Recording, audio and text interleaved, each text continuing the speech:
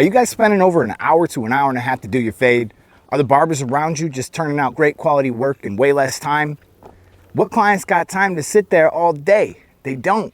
So this video is probably for you. Today we're gonna go through 10 ways that you could save time. It's super important that you watch to the end because we got a couple surprises and a big update in this video. Quick disclaimer before we get started. Don't go comparing yourself to all these celebrity barbers that got all the time to screw around, make it perfect, throw enhancements in it, Photoshop it, edit it. It's gonna be the blurriest fade you ever seen. Of course, because it's edited. But it creates unrealistic expectations of yourself, and this video is for the trench barber, because everybody was there at one point or another in their career. And if you are taking an hour to an hour and a half to do your fade, chances are there's a lot of places you could save time, so let's start with number one. This loser over here is using a trimmer to remove bulk. He thinks he's saving money because he didn't buy a detachable. He loves having to buy trimmers and blades. In fact, he prefers a dull trimmer blade, so he can go over the same spot on the edge up 10 times. As he drains batteries and removes giant swaths of hair, his heart just swells with pride. The client working on him asked for number 2 on top, so he's using a fade clipper to remove the bulk because he loves going over each spot 50 times. He's still not getting all the hair.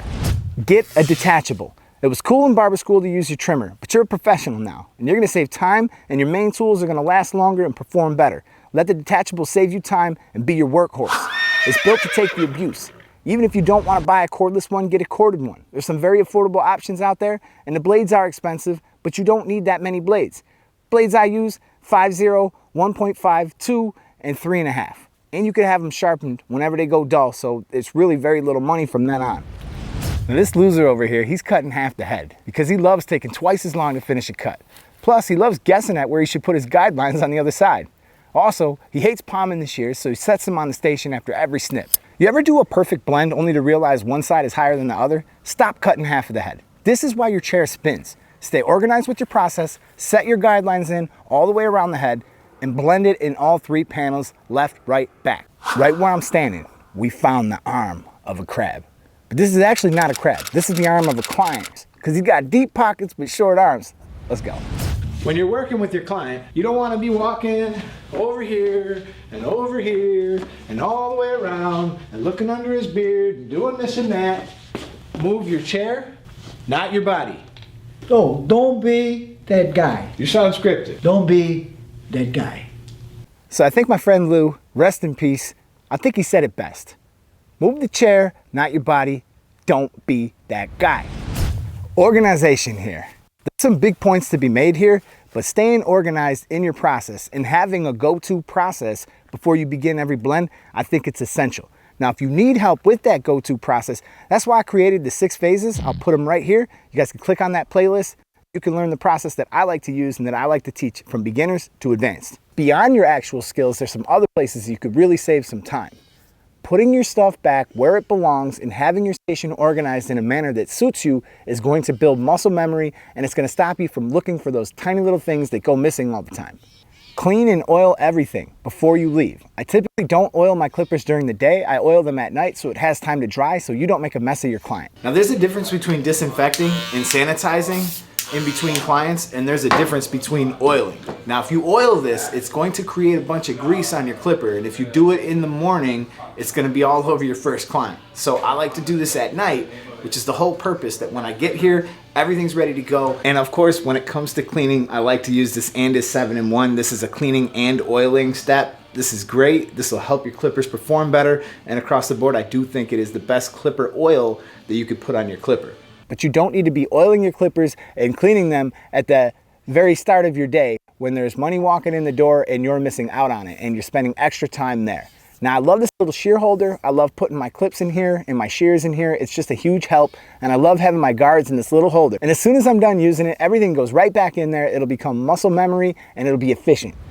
That's the red anthill. We gonna move. Less this, more this.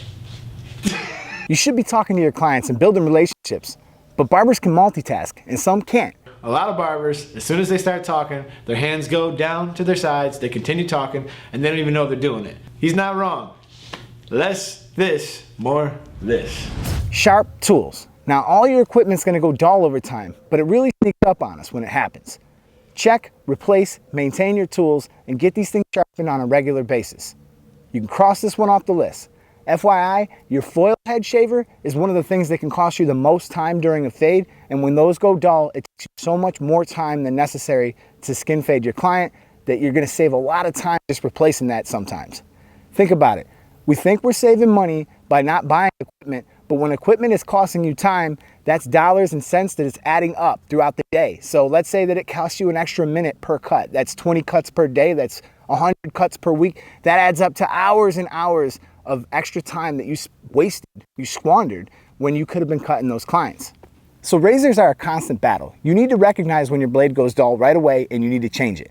Trying to force a dull blade to make a nice straight line is gonna cause you issues. All of a sudden, some of that blade that's sharp is gonna work, some of it's not, and you're gonna wind up cutting a notch into somebody's beard or edge up, and you just don't need that. So my current razor that I'm using most of the time is a Feather Artist blade.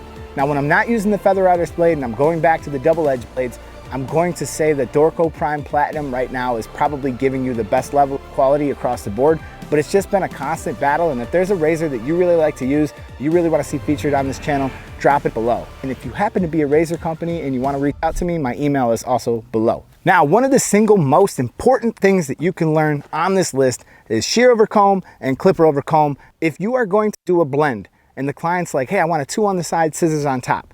All right, you do the 2 on the side, then you're gonna take the 2 open, 2 closed, 3 open, 3 closed, 4.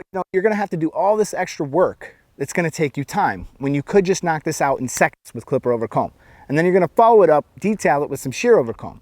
Also, shear over comb for taking these sections on the side, holding them out with your finger. I hardly ever do that. I always use shear over comb on the sides, and I can knock out a shear cut faster than I can knock out a fade. Now, if you need to learn shear over comb or clipper over comb, the response to the 2 videos that I created have been just phenomenal. I think they're the best ones on YouTube. I don't see nobody doing this. I'm gonna put them right here, and you guys can check out those videos and you can learn and master clipper over comb, and that's gonna save you a crazy amount of time. The very last one I wanna talk to you guys about is being super thorough in your process. We touched on it before, but let me explain what I mean. We're going to attack that skin line with the open taper. That's pretty much standard across the board, right? Then we're gonna skip the half, we're gonna go to the 1. You guys can check out this chart I made. We're gonna break this down in the next tutorial fade video. Think about this. You're going to the number 1, right? Make sure that you're keeping it flat, make sure that you're keeping good contact on the head, you're working on different angles, and you're making sure that you're getting all that hair that's supposed to be cut to a number 1, actually cut to a number 1 before you move on to the next step. 1 open, 1 close, 1 1/2 open, 1 1/2 close. Before you do those things, make sure that you've used that guard for all it's worth so that when you set it down, you move on to that next step, you can do so with confidence and you're not needlessly going over sections or guessing about what you need to do next. Being super thorough, finish each step before you move on to the next step. With that being said, man, I hope that you guys enjoyed this video. I hope that you found it helpful. Links to some of the stuff I talked about will be down below. We're gonna be breaking down a fade tutorial. We're going to be using this helpful chart and we're going to be explaining what I mean with it. And I think that it's going to be a very useful tool in your arsenal. So I'll see you guys over in that next video. This is the YouTube Barber Academy. I'm Mr. Eddie Barber and I'm out of here. Peace.